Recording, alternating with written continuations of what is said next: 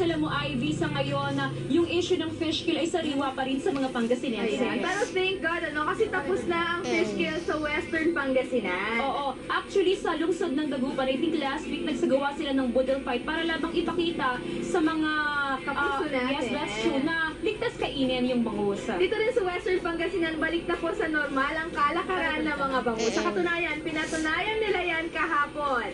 Nagsagawa sila ng Festival at Alaminos Yes. na kung saan 3,000 ng mga bangus ang kanilang inihaw. Tama ka dyan. Kaya mga kapuso, tunghayan natin ang nakakatakam na salo-salo ng mga taga-Alaminos. Narito ang primera balita.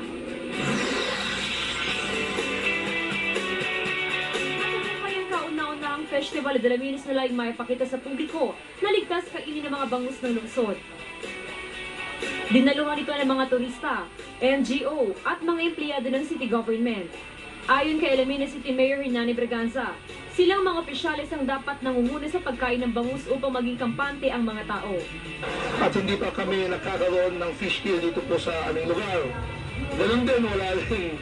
At hindi pa rin kami nagkakaroon ng red tide dito po sa aming bayan. At kami nagpapasalamat dahil kahit paano po yumayaman ho yung aming karagatan.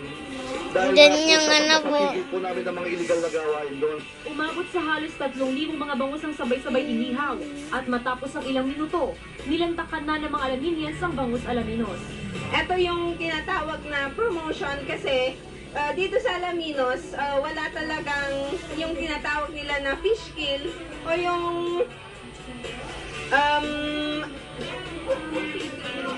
yes. Kasi yung nababalita na fish kill, hindi talaga galing dito. Galing siya sa ibang bayan. Naniniwala naman si BFAR Central Director Attorney Asis Perez na sa loob ng 2 linggo, babalik na sa normal ang bentahan ng bangus sa buong lalawigan. At medyo mas mabilis din naka-recover yung situation dito, unlike yung Taal na continuing for a week, no? Dire-diretso yung fish kill. At syempre, ang talagang malaking epektuhan nito, hindi lang yung mga may-ari ng fish cages, kundi lalong-lalo na yung mga ordinaryong mamamayan kasi nagtatakot yung mga taong bumili ng isda.